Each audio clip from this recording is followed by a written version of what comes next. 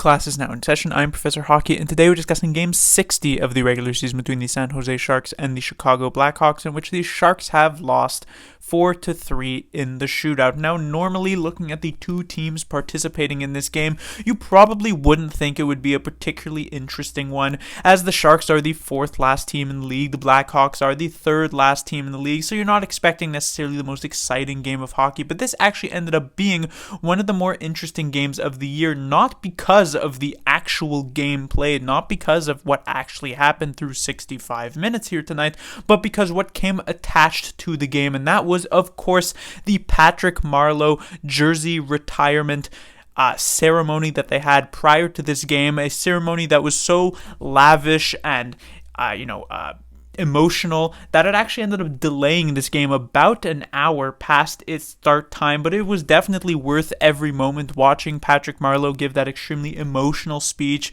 in front of his former teammates and his family and his former coaches and friends, and all of these people was definitely a highlight of the season, which has had many lowlights, of course, since the Sharks find themselves near the bottom of the standings. And so it was, of course, hopeful that the Sharks would take the momentum from such an emotional and meaningful pre-game ceremony into this game. And at the start of it, the Sharks may be kind of reeling from the fact that the game did indeed get delayed about an hour past its start time. And the Blackhawks scored the first goal of this one from Gus to make it 1-0. His first NHL game, his first NHL shift, and his first NHL goal on his first NHL shot. So that is like the absolute pinnacle of San Jose Sharks hockey. But they would eventually tie this one up just a couple minutes later from Nick Bonino. The Blackhawks would then take the lead back, and the Sharks a few minutes later would tie it once more at 2-2. So in the early parts of this game, both teams were playing rather poorly on the defensive side of things. It definitely looked like a game between two of the worst teams in the league,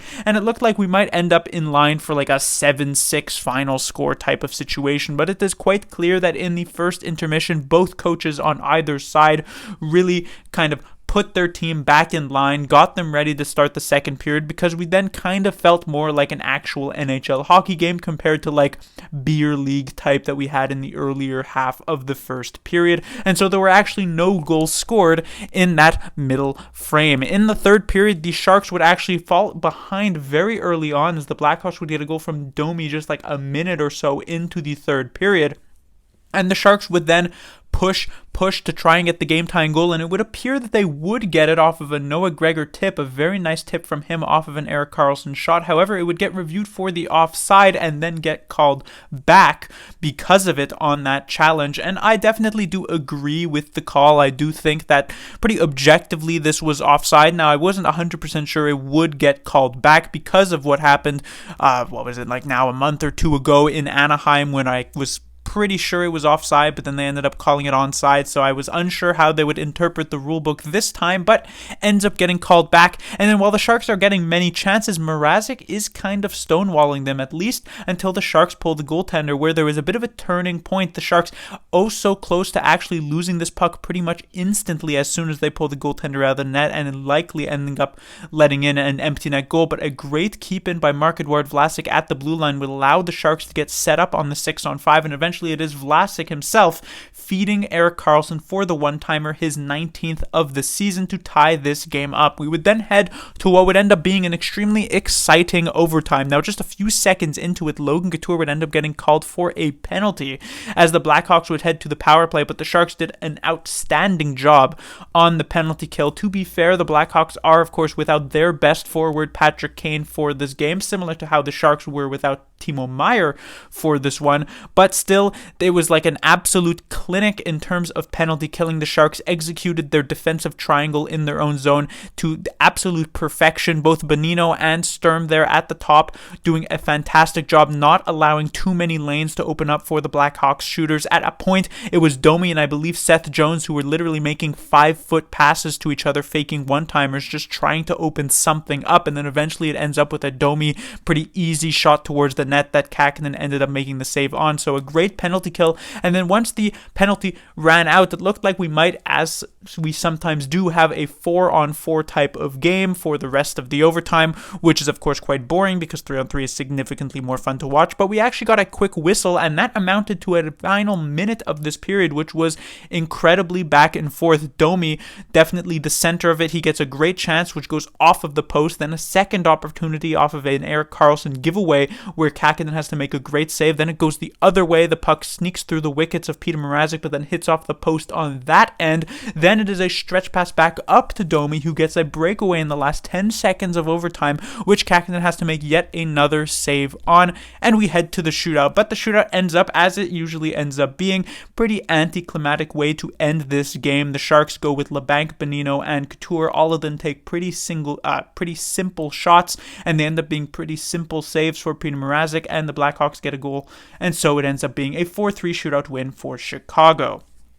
On to the players to talk about. We have the top line here once again of Barabanov, Couture, and Eyssimont. This is because, once again, Timo Meier sidelined for this one. I'll get to that one a bit later when I talk about the second line. But first, I do want to particularly mention Eyssimont, who was really the standout performer on this top line. While Couture and Barabanov were both good, this was generally a quite solid game for the San Jose Sharks. They were clearly the better team at even strength compared to the Chicago Blackhawks through the first through regulation play. But Eyssimont was the one who really stood out. He probably could have had at least a goal here tonight, just really making the most of this opportunity. If you had told Mikey Eyssimont that he would be top 6 on an NHL team at the beginning of the season, you told him that, he probably wouldn't believe you. And yet, after being waived by the Winnipeg Jets, suddenly he's a top line forward for the San Jose Sharks. It's just very impressive to watch. He's kind of like the Mario Ferraro on the forward side of things, where he's just putting in 100% effort every single game. And unlike Mario Ferraro, he's actually doing a good job at that. So clearly Eyssimont is just playing for, himself. He's playing, not, that kind of sounds mean, but I mean he's like really putting in that effort. He's really trying to make his name known here, even if it doesn't necessarily have much of a future with the San Jose Sharks, whether or not they re-sign him or maybe some other team will take a look at him in free agency. He's definitely putting his name out there at this point. When it comes to the second line, we actually had a bit of a swap as Bonino gets dropped from the second line to the third line and Gregor joins them, and I thought that this was a very good move. Gregor ended up having a pretty hit or miss game. The hit was his offensive style. I thought he actually had some great offensive chances, set up a couple plays, had that goal even though it was taken away from him. But the miss side was that Gregor on the other side of the puck, defensively, not so great, definitely left a lot to be desired. Compared to his line mates of both Hertl and Kaut, I thought both of them had okay games. I thought Kaut actually showed a few things, especially earlier on in this one, and so it is going to be a slow process of developing chemistry. You might think, well, once Meier returns to the lineup, will Kaut and Hertl still be together in that situation? Well, I'm not entirely sure Meier will return to the lineup. This is now his third straight game of missing with an upper body injury, and with one missed game, I was willing to say, okay, maybe it's a normal injury. 2 missed games, sure, but 3 missed games? I'm not saying that the Sharks are lying and that he's completely fine, 100% healthy, and yet they're just keeping him out for trade-related reasons, but don't want to admit that. But this is beginning to feel like a situation where Meier is injured, so to speak, but would most likely play through said injury in any normal season. But because Meier is so close to being traded, there is no reason to risk possibly aggravating and making this upper body injury any worse, and so it is much safer to just keep him on the sidelines. That is the read that I am currently getting from it. And on top of that, it seemed like the only reason Meier wasn't traded today was to not take anything away from the Patrick Marleau number retirement ceremony that they would have before tonight's game. And it seems as though that it's very possible Meier actually ends up getting traded as soon as tomorrow on Sunday. So we may have very well seen his last game in teal by Timo Meier. And unfortunately, that game, we might have not even felt it was going to be the last game in teal for him. So hopefully that's not necessarily the case. I'd like to, get one more game to be like, hey, look, Timo Meier, but you never know. It definitely could happen tomorrow. When it comes to the third line of Bonino, Sturm, and Svechnikov, a very good line for the San Jose Sharks here tonight. Bonino probably had his best game not only of this season, but of both seasons, just as a San Jose Shark in general. Definitely one of his better games, was playing very, very well away from the puck, which is something that, he's supposed to be known for, but hasn't necessarily done a ton of this season, but he managed to do it in this game, and also contributed on the score sheet as well. Obviously scored the first goal of this game for the San Jose Sharks, and just generally got some great chances. His other winger on this line, Svechnikov, also had a very, very effective game. Also was a goal scorer, and he's just been on an absolute hot streak, at least as hot as a bottom six player for the San Jose Sharks can really be over these past few games, and he's just been really kind of trying to get himself maybe another contract with the San Jose Sharks once this season is up. And then when it comes to the fourth line, the L line, Lindblom, Lorentz, Labanc, definitely not an L here tonight. I thought this line actually had some really good things going for it. Labanc, I thought, really showed up, especially in the third period, was definitely one of the better players in that third period for the San Jose Sharks. Lindblom also had a pretty decent game, I would say. So just generally a pretty solid performance throughout this top 12. On the defensive side of things, one player who I do actually want to talk about would be Jacob McDonald. I was pretty harsh on McDonald a couple of games ago at the very least, especially once he got put up with Erik Karlsson on the top pairing. I was talking about how he really isn't deserving of playing 20 minutes a night and all of that, and I do still sort of stand by that opinion, but I will say that he had a pretty impressive performance here tonight against the Chicago Blackhawks, so I'll give him that at the very least. On the goaltending side of things, we had Kähkönen back between the pipes.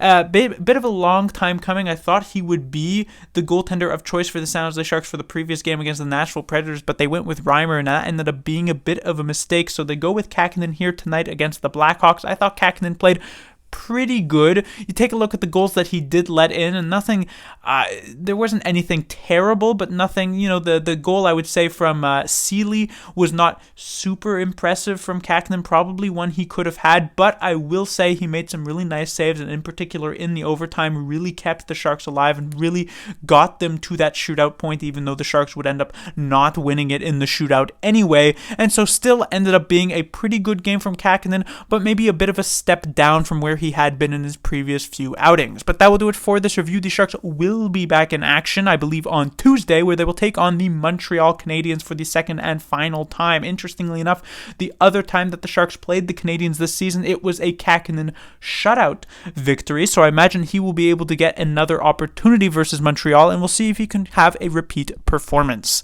Class dismissed.